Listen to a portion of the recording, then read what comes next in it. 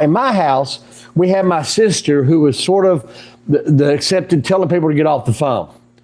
There were times my sister would pick the phone up and say, and actually we'd listen to some of the gossip that was going on. And then my sister would say something like, get off the phone, we need to use it. Now, a lot of those people that were talking on the phone were church members, and so we'd get in trouble as soon as they talked to my mom or dad. But we have this way of wanting to talk to God, and we sometimes think he's not listening to us or there's too many distractions going on. Well, that's not the case. When we talk to God and when we communicate with him, he is listening to us without any distractions. So look with me here, Philippians chapter 4, starting in verse 1. Therefore, my brethren, dearly beloved and longed for, my joy and crown, so stand fast in the Lord, my dearly beloved. Look what Paul's saying here. He's telling the Philippians, I miss being with you. I love to be with you. And he calls them my joy and my crown. That is an exceptional way to say, I appreciate you. I love you. I want to be with you. And he communicates with that. Now, the Philippians church was like any church, be either modern or in the past, that goes through struggles at times. Just like any family, there's disagreements amongst members. That's normal. There's nothing abnormal about people having disagreements. My wife and I disagree sometimes. My boys and I growing up would disagree. I disagree with my parents at times. That's just normal human nature. Well, Paul addresses this. I was looking at this, and I hope I don't butcher their names. Euodias and beseech Syntyche, that they be of the same mind of the Lord. Now, these two ladies were having a problem. We don't know the difficulty or the specific problem, but these two were in a disagreement. Paul is addressing them specifically. Now, you're going to say, what does this have to do with prayer? I'm going to get to that in a moment. But he is saying, you two need to get along. Have the same mind. Now, when you say have the same mind in church, what does it mean? Does it mean what songs we sing? Does it mean what particular sermons? No, what it means is we are about spreading the gospel. Nothing more, nothing less. That is what our duty here is. We're here to worship. We're here to honor God. But we also, and most importantly, are going to share the gospel, whether it's in the church or outside the church. That is our normal duty. Everything else is just, if you will, icing on the cake. What type of pictures you want to hang in the sanctuary, how you want to put things around and dress. Those things, although they're important, I'm not making light of them. When the grand scheme comes down, it's about what God says is to share the gospel. Jesus gave the Great Commission, go amongst the world, and I'm paraphrasing, and share the gospel. That's what we're about. And so Paul is saying to these two, y'all need to get along. Whatever animosity it is, y'all need to stop. Now, I will say this about Paul. Historically speaking, he was very straightforward. He was the type of person, if you asked him a question, he was going to give you an answer. 2, he did not have time for all the little problems that begin to happen in his missionary journeys. He was not concerned with those things because he's like, we got to share the gospel. Paul lived like, I don't have time to sleep and eat and do that and take care of myself. I got to share the gospel. That's what Paul is admiring and asking us to do. He goes on in verse 3. And I entreat thee also, true yokefellow, help those women which labored with me in the gospel, with Clement also, with other fellow laborers whose names are in the book of life. This is important. He mentions, like here, 3 names. 2 that were having problems with Clement. Now, some people have wondered who this Clement is. Is he one of the Roman centurion soldiers that became a Christian? We don't know, historically speaking, but we do know that Paul's addressing, saying, get with him and y'all come up with ways to what? Share the gospel. You come up with ways to help the church. This is important. Now, we're going to get into how this deals with prayer, but it's important to understand the first 3 verses deal with a longing, correction, and work. He's longed to be with you. He tells the 2 people, hey, y'all get along. In 3, it's time to get to work. Now, this is important. He's addressed the issues that are out there. He's addressed what some of the problems may be, not specifically, but in general. But look what he says here in verse 4. This hits in prayer. Rejoice in the Lord always. And again, I say rejoice. Think about that. This is a man who had everything wealth, notoriety, fame. He had the ability to do with whatever he wanted. He had leadership, politically connected, not just to the Pharisees, the religious leaders of the Jewish nation, but also to the Romans. Everybody knew Paul, or his name was Saul, actually.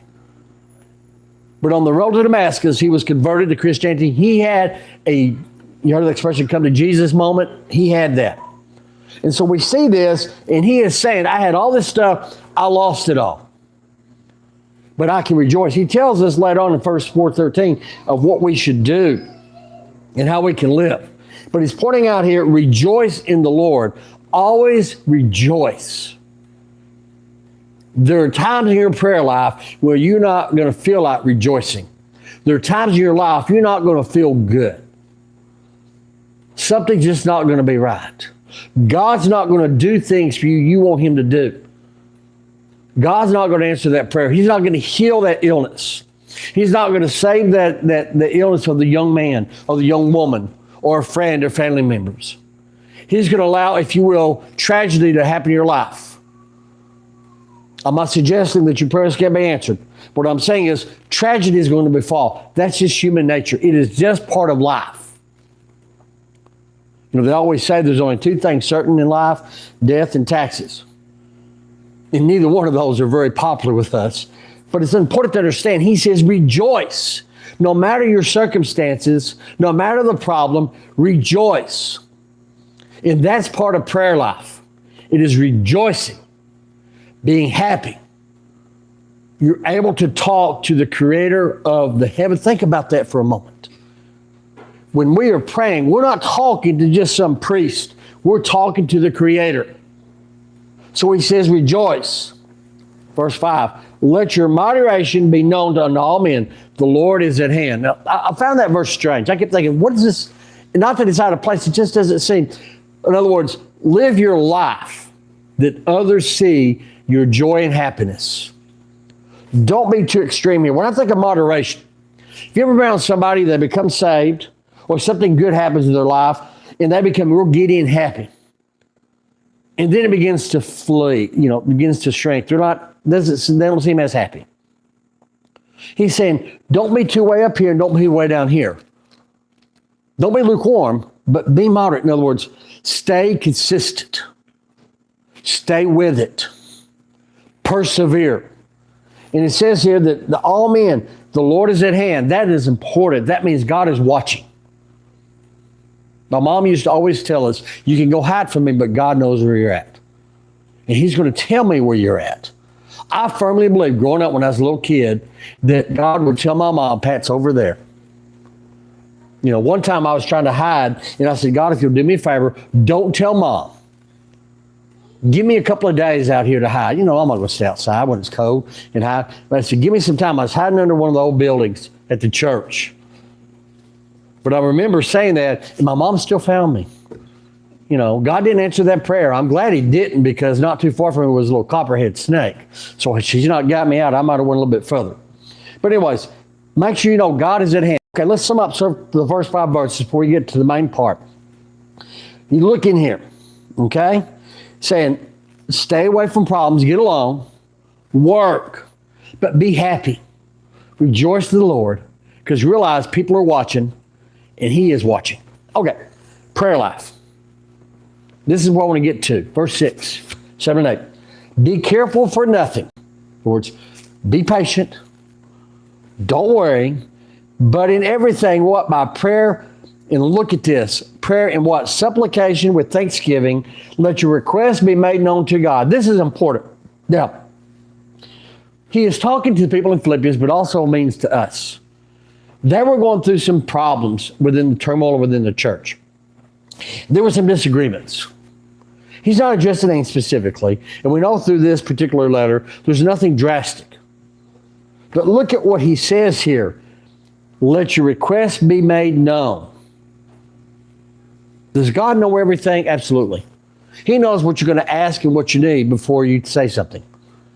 But let your requests be made known to God.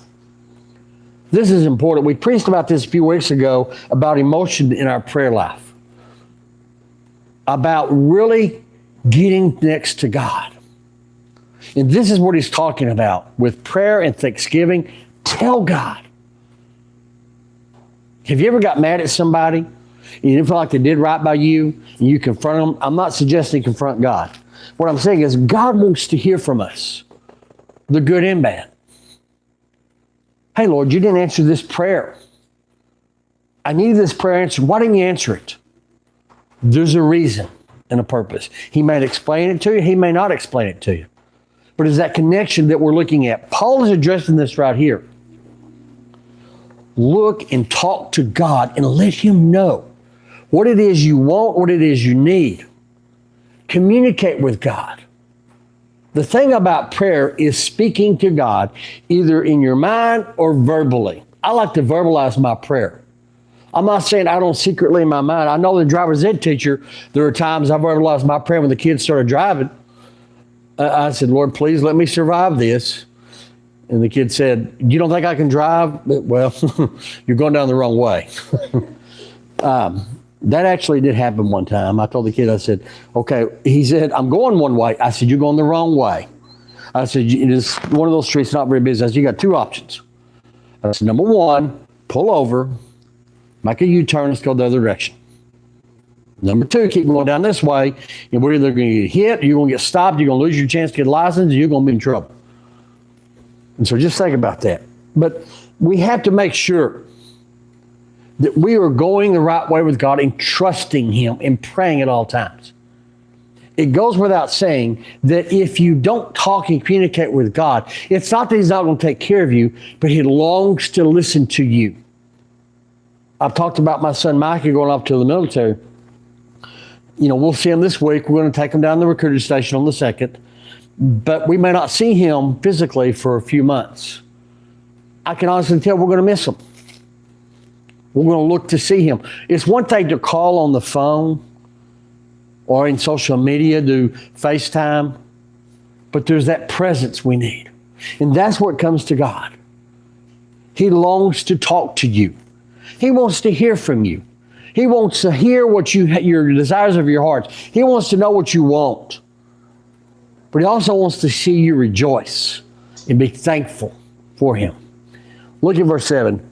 And he goes on and says, the peace of God, which passes all understanding, shall keep your hearts and minds through Christ Jesus. Look at that. We can't comprehend the peace that God gives us. There are times in your Christian walk where you have had such joy, you can't explain it. You've had such a peace, you cannot tell anybody. You don't know how it happened. There are times that peace that we have, he says, the peace of God, what surpasses all understanding. Mankind can understand this. Is going to be with you. You see, in your prayer life, when you communicate with God, there's a peace that comes over you. I'm not talking those little prayers that you say real quickly. I'm talking about a prayer of communication and talk. You see, is that where you go to him and you talk to him? I'm not suggesting every time you pray, you have to lay on your face. But what I'm saying is there are times we really need to pray. It's kind of like you really need a good meal sometimes. There's nothing wrong with a sandwich, but sometimes you need a good meal. The same thing with prayer. You need a good meal. And this goes into our last verse. Now, even though this is not a specific call to a certain prayer, look at what he says here. This is where our minds need to be at all times, whether it's a prayer life or just a journal life. And it's hard to do this. It's hard to focus on just these good things because we're all human. As adults, we've been driving in traffic and somebody cuts us off. Or you're driving down the road and some kid comes up beside you playing really loud music.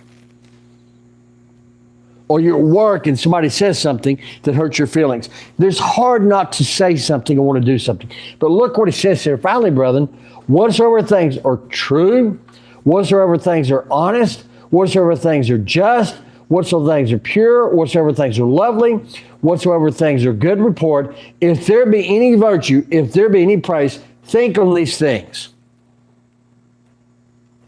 Our prayer life.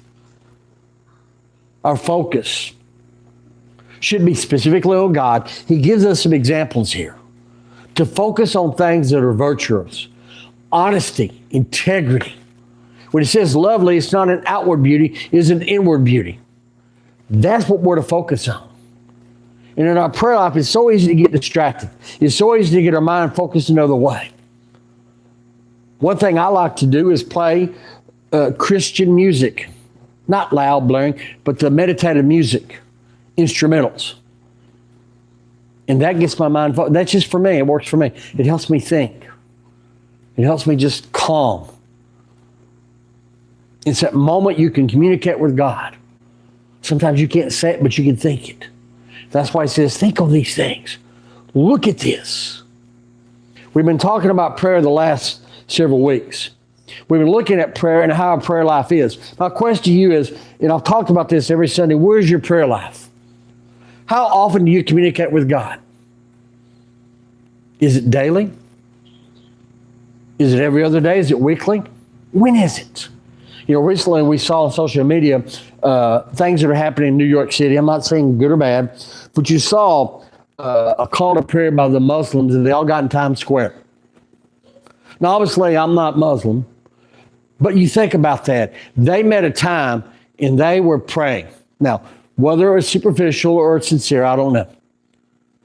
I mean, oddly enough, they're not praying to the right God, I'll put it that way. But the thing is, there's that fervency. We need to have that. We need to say, we're going to pray daily. We're going to communicate with God every day. We're going to make sure we're talking to Him. And not just the God is great prayer, but a prayer of communication. That's where we need to be in our prayer life. We need to constantly pray to God every day. Whether it's in the morning, in the middle of the day, or in the evening. Communicate with God. The key to any great relationship is that ability to talk to somebody, communicate with them. That's what God is calling us to do, to communicate with Him. My prayer is that we are communicating with God every day. My prayer is that we are talking with Him all the time. My prayer is that we're as energetic as He is in our prayer life. I wish I was that energetic. I could get a lot of stuff done. But that's what our prayer life needs to be. With enthusiasm, with energy, with thanksgiving. Let your requests be made known to God. Let's stand, please, and turn to page 307. Page 307.